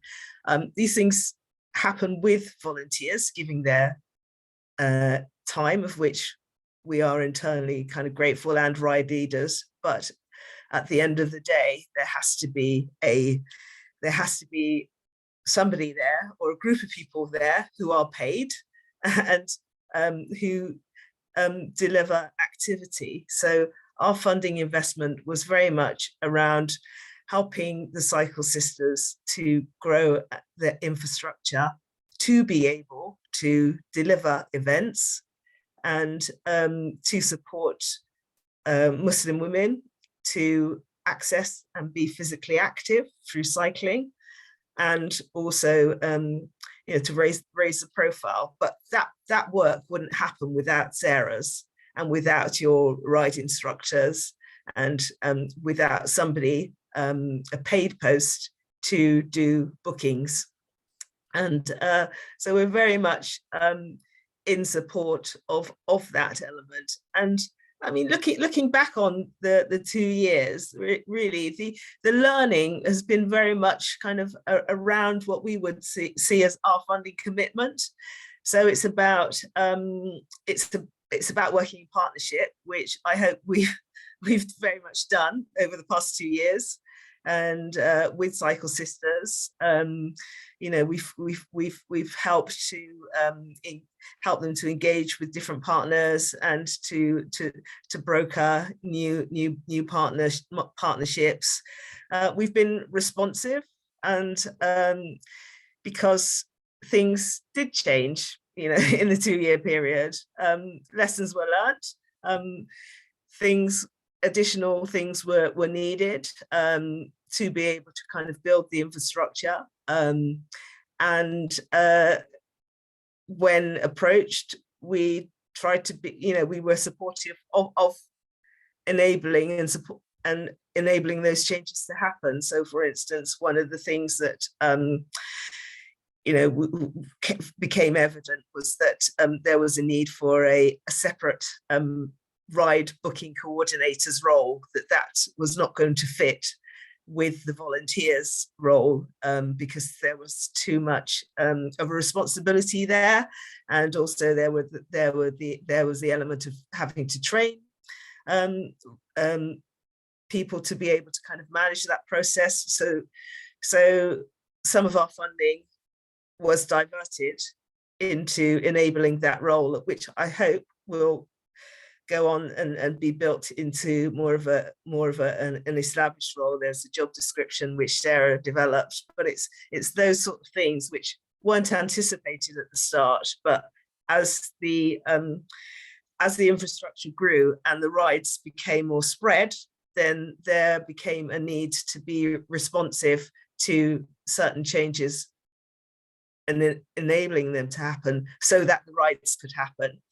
So it was very much, the learning is kind of very much based on a trusting relationship. We've had a great relationship with Cycle Sisters over the past 2 years, as Sarah's mentioned. This year, standing on the front line at the Ride London Essex event and seeing so many Muslim women down there myself was a great achievement. And there is an ongoing kind of relationship with our events company, not just for that event, but for other events that we plan. And we're also kind of linked into the Black Unity Bike Ride as well. I think the whole thing of being inclusive and removing barriers, obviously I don't really need to say any more about that. It's been an incredible journey of just seeing, even with Ride London, many of the riders were not affiliated to Cycle Sisters, but obviously just having presence across the 32 across the boroughs in London has given other people the confidence to be able to kind of join that ride and feel that they are happy to and comfortable in doing that. So that's about kind of that inclusivity, and we'll continue to have this relational kind of relationship with Cycle Sisters. The funding is for 2 years. It's kind of drawing to a close, but we are continuing to talk with Sarah and the team about how we can continue to support the development of infrastructure and capacity and help them to grow. Often what we see with particularly Black and ethnically diverse organizations is that once people see what they term a successful model, then the questions start to roll as to, can you do this in my area? We're in Manchester, we want to, and to do the same thing. Can you help us? These infrastructures are small, often fragile, and they need the time to be able to grow, and more importantly, the funding to be able to grow. I think part of the beauty of the London Marathon Foundation funding approach is that it's probably a more flexible. It's not government funding, it comes from the money that is generated through our events. So unlike somebody, say, for instance, like Sport England, etc., we can be much more flexible in engaging with organizations and supporting and directing funds, which may not necessarily be about activity. You know, we want to fund under this program, it was very much about funding infrastructure development and enabling Cycle Sisters as a group to be able to kind of develop posts and people in order to deliver activity.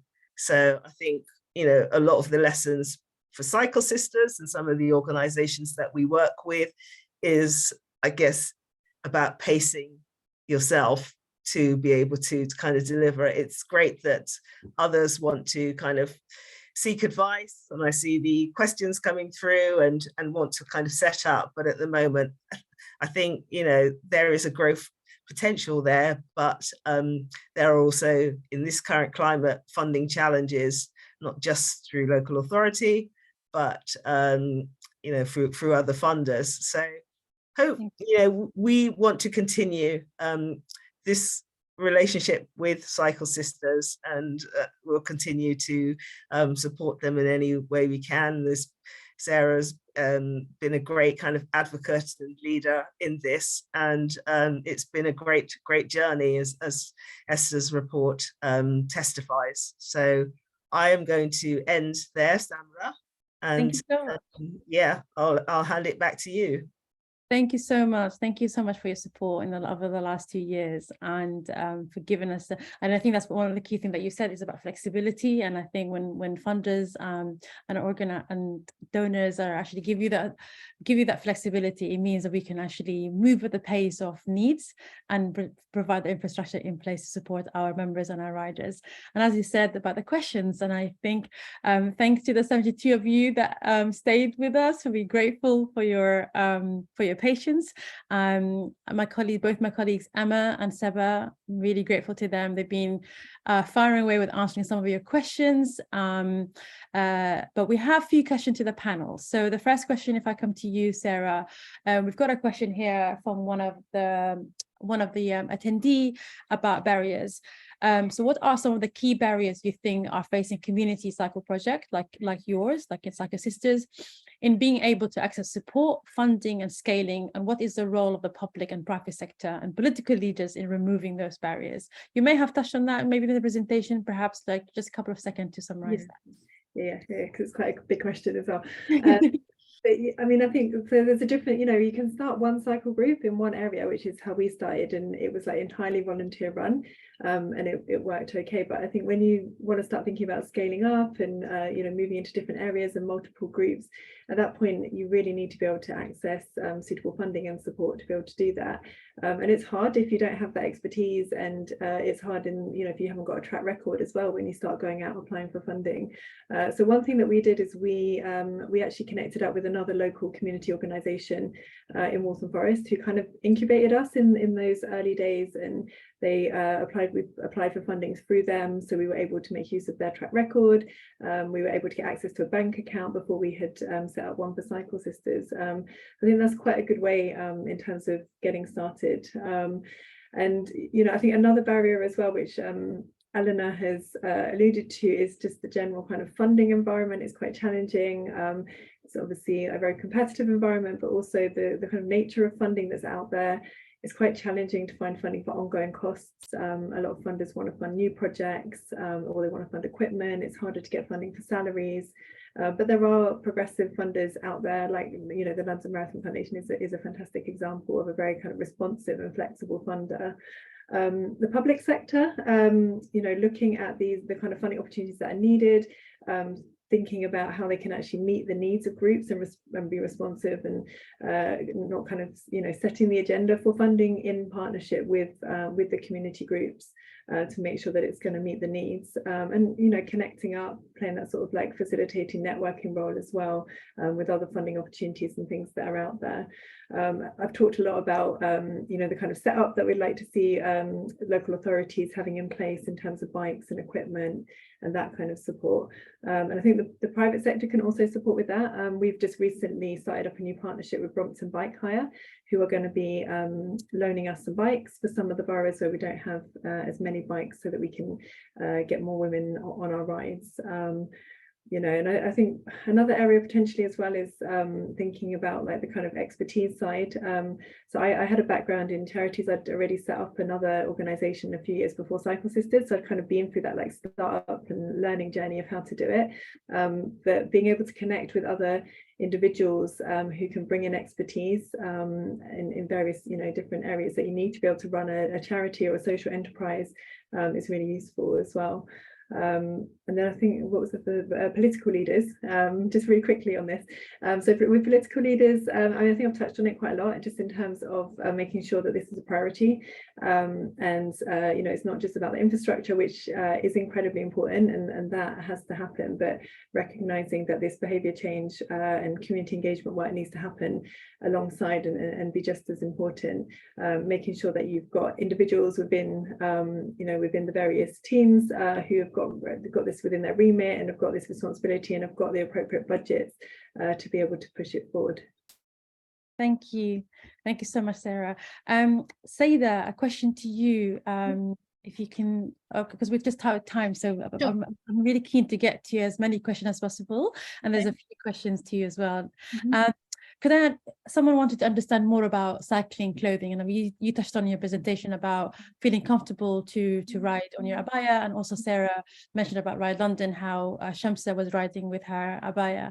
In terms of somebody wanted to know for their club, they've got a club and they would like to know, like, how do they diversify and make their club kit more inclusive? So what kind of dress might feel more comfortable, appropriate, preferred for Muslim women in your experience? Sure. So I think you may have mentioned that Muslim women are come in all walks, shapes and sizes. So we're not homogeneous. I wear an abaya, but other Muslim women, they wear perhaps it's just a long dress or a tunic. So it really depends. And I'd say if we were looking for middle grounds, then something that is more longer, say to the knee length, perhaps, and I'd say in jersey material. I've been struggling myself trying to get an abaya, and one that is actually made of cycling jersey material, and I think I'm going to have to just make it myself or get somebody to do it for me. So I'd say yes, just be mindful that not every Muslim woman will want the same thing. If you want to fit it across the board, say go for a tunic that is a longer fit than a normal jersey that's to the waist, and if possible in a jersey material, and I think that would definitely welcome, I would say, a lot more. Perhaps it would feel more comfortable for a lot of Muslim women to come and ride. Yeah, definitely. Brilliant, thank you so much. And if I may add myself as well, like you can always ask. I think co-producing these stuff and co-creating with your community members who join your clubs is the best way to start as well. Thank you so much. Sarah, if I come back to you, sorry, what happened to the question? How can bike brands actively support and empower underrepresented communities? Do you think there should be more Muslim brand ambassadors, or do you think they play an important role in getting more people to cycling? Yeah, definitely.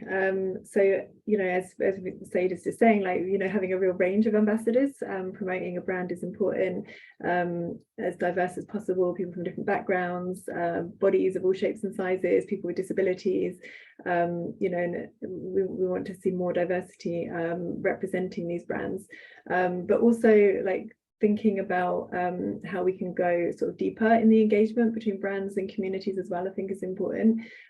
Sometimes just taking photos can end up being a bit tokenistic. So thinking about ways that we can work together So something like the cycle clothing is a really good example where a brand can work with a group to understand the needs and to develop something that's going to work, because yeah, we want modesty, but also we want high performance as well.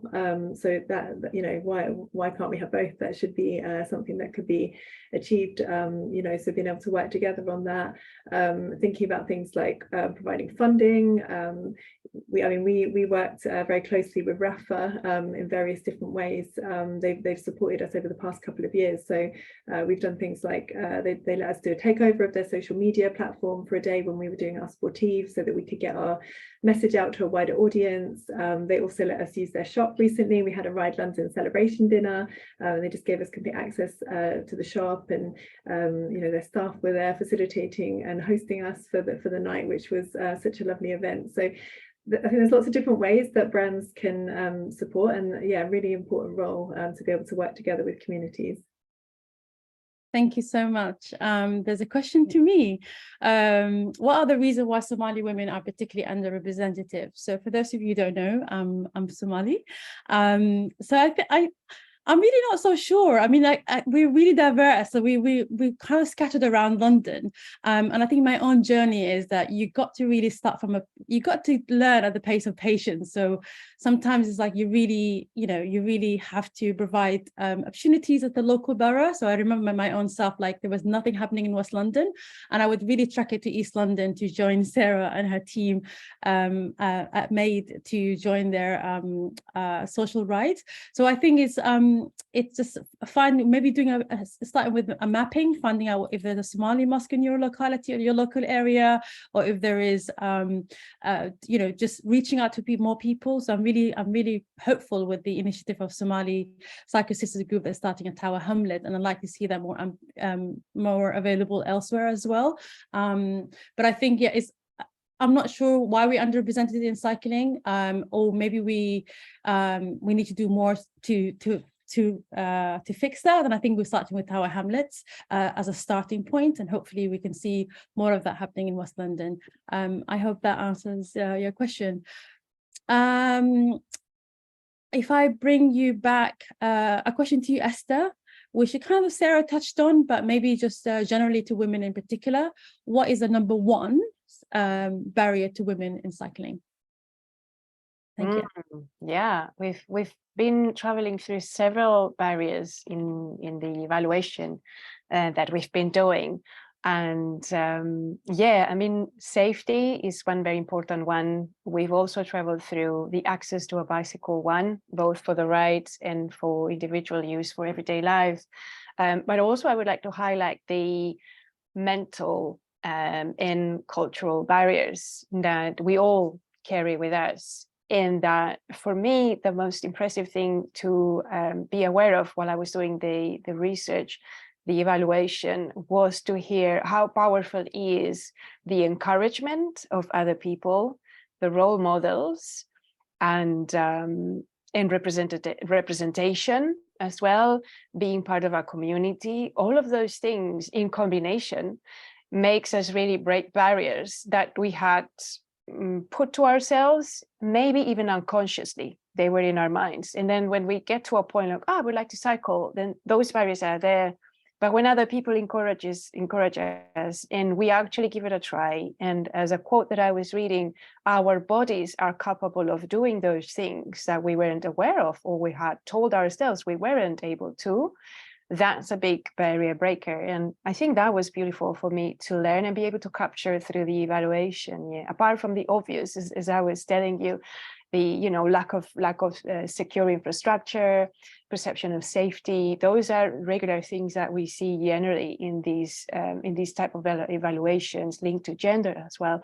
But for me, the really beautiful one was to see how you right leaders and volunteers are making such an enormous change in the participants' life by helping them breaking those barriers. Yeah.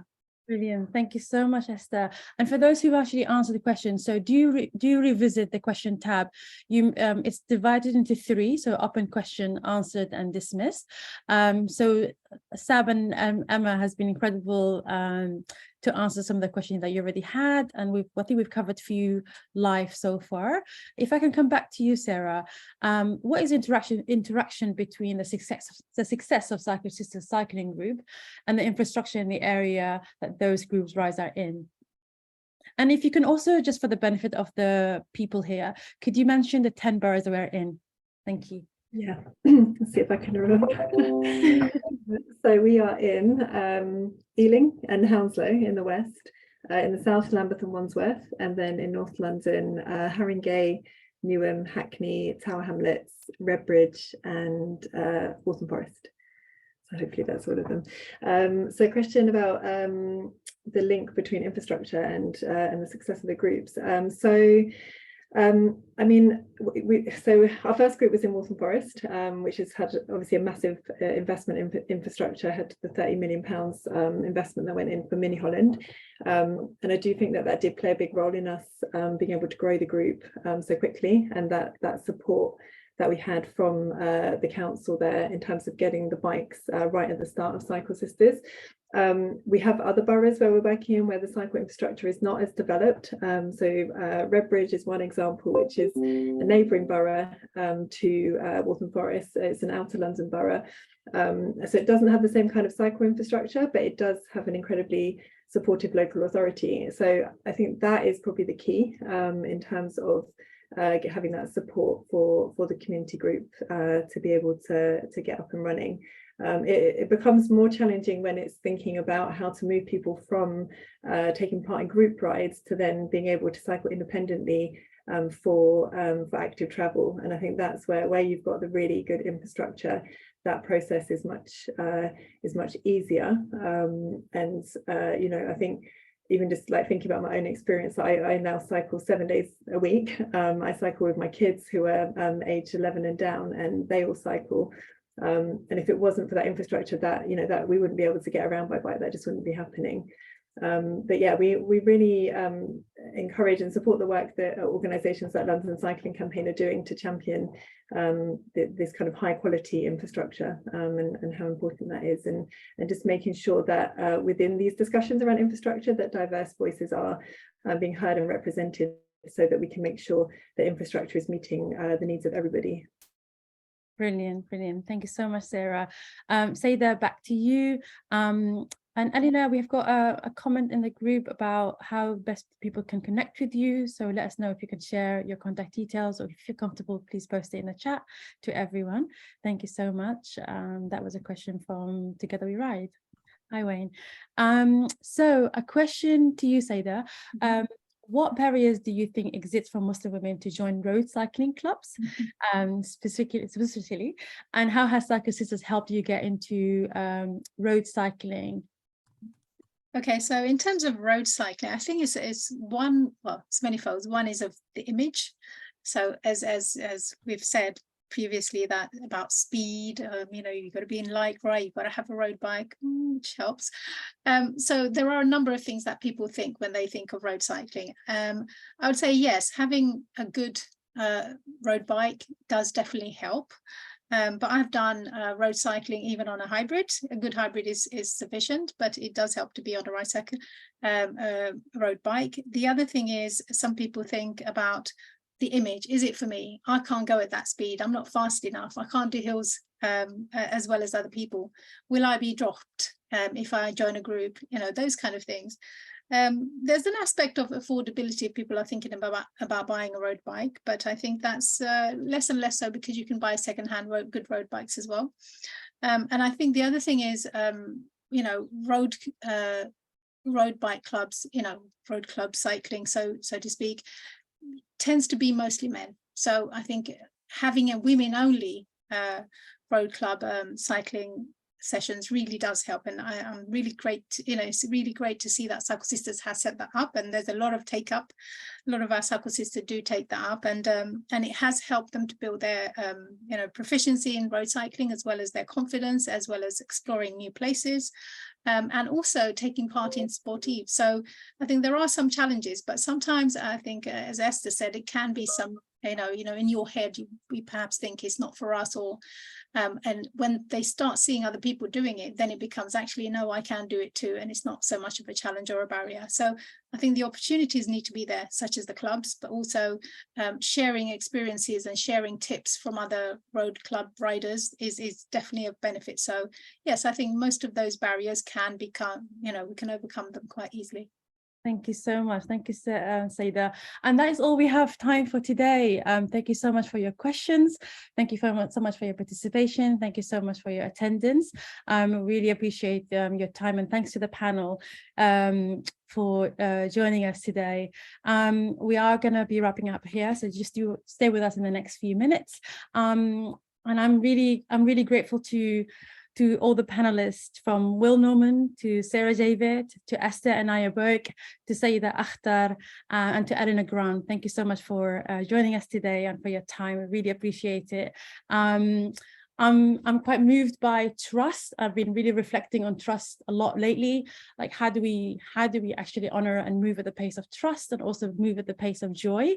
And I'm always amazed every time I lead rides on Sunday that we're trusted by our members, and they turn up week in and week out, and that says a lot by our infrastructure and the model that we have that we have set up. And to all our volunteers, ride leaders, about 88 of them now across London. So I'm really grateful to each one of them that are trusted by our community to know the route, to know the infrastructure, but also to be trusted by our partners from London Marathon Foundation to all other funders who through their support we were possible to exist, but also to our community, to other groups that Sarah has listed. They are in the room here today, and those who aren't able to join us. We're not a solo work. We're a collective effort, and together we can do so much more. So thank you so much to helping us have make Cycle Syeda in the last few years very impactful. And to you, thank you so much for attending. Hope you found it useful and inspiring. To find out more about Cycle Sisters, please visit www.cyclesisters.org.uk and follow us on social media. And if you are interested in our work and benefit from more in-depth discussion or conversation, or even training in any of the areas that we presented today, we're happy to support some consultancy and offer some training. And we will share, some of you were asking, we will share Esther's research and finding, and we will share the 3 guides that we have developed, so that if you have signed up through Eventbrite, you should be able to get a copy of that. Please do share it to your members, share it with your colleagues, make it go far and wide, because that is, we would like people to learn from those, so all the learning can be amplified. And yeah, we also love you to stay in touch. Do join our rides, or let us know what you have coming up so we can join yours as well. And we hope to continue to making this dialogue and discussion around diversity in cycling open. Thank you so much. Thank you.